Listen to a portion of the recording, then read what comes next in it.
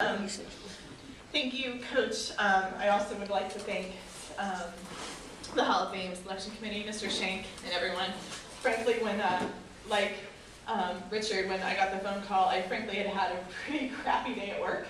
I was sitting in a meeting that had not gone so well, and so I got the phone call, and I recognized the number as this, like, New Concord, but I didn't know what it was, so I stepped out of the meeting to take the call, and so in a very short time, it's once again an example of how life can go from very bad to very good very quickly. So, deeply honored. Thank you for that. You made that day a whole lot better.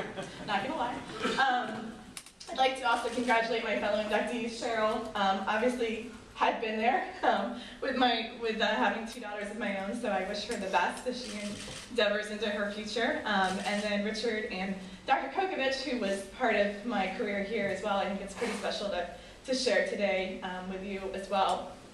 I'd just like to take a minute to thank my family who's here, my husband Ryan, who's also a Muskie football player, although he claims he wasn't the best, so I made up for that on the athletic side. He's just,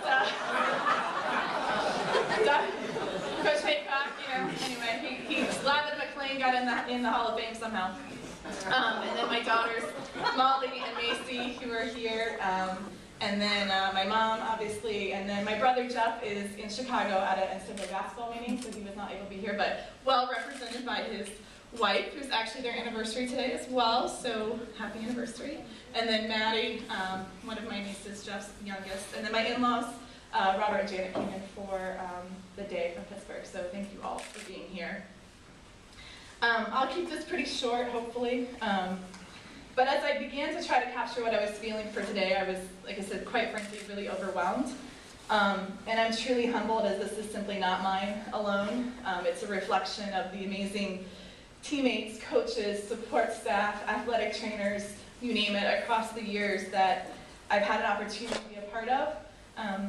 You know, and as I think back to what made my days here at Muskingum so special, it's just really the people that keep coming to mind, the people that supported me, encouraged me, challenged me to be a better person, a better player, a better student.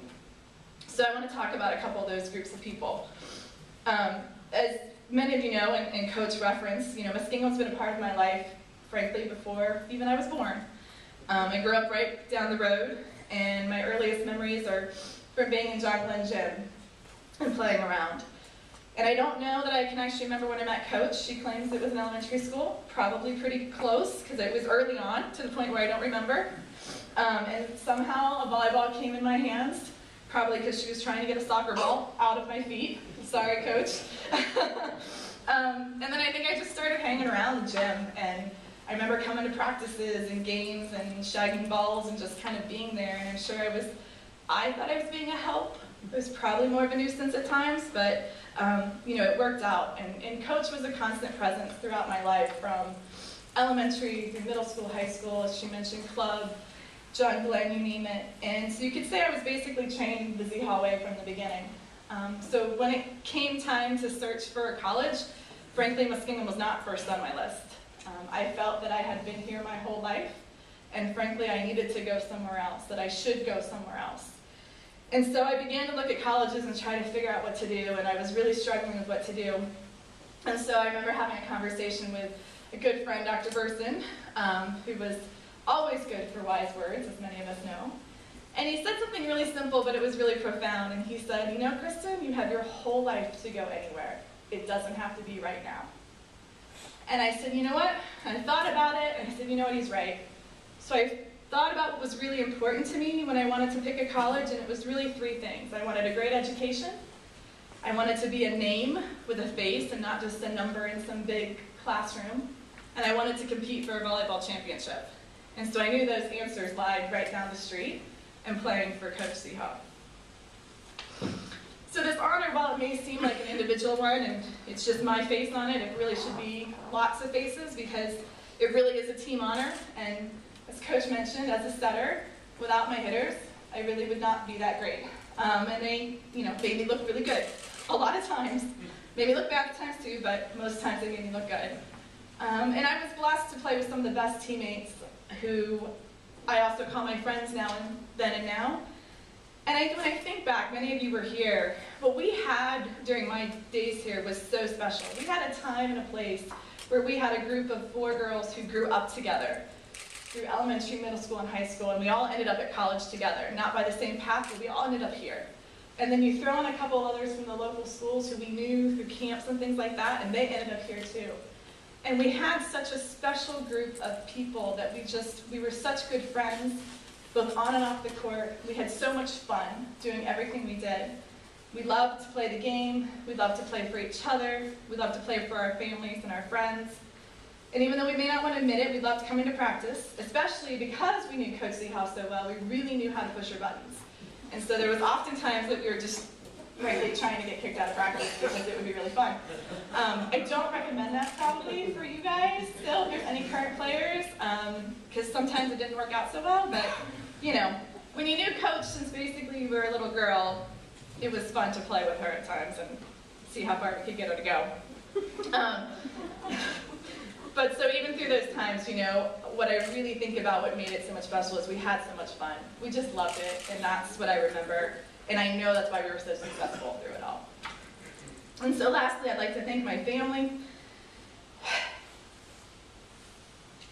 especially my mom and dad. It doesn't go this well when you practice. I would not be here today without their love and support and encouragement. Not to mention the endless hours and miles in the car, the food and drinks provided by Edgar, the cooler, yes. Carrie Gilligan named the cooler. He still exists at Mom's house, available for rent if anybody wants it. Great cooler for food and drinks. We do still have it, yep. The countless cases of bleacher butt and ice packs and massages and counseling and peppering and line judging and cheering. I don't think my parents missed a game in all my career. That they did, I at least don't remember, so they should know about that.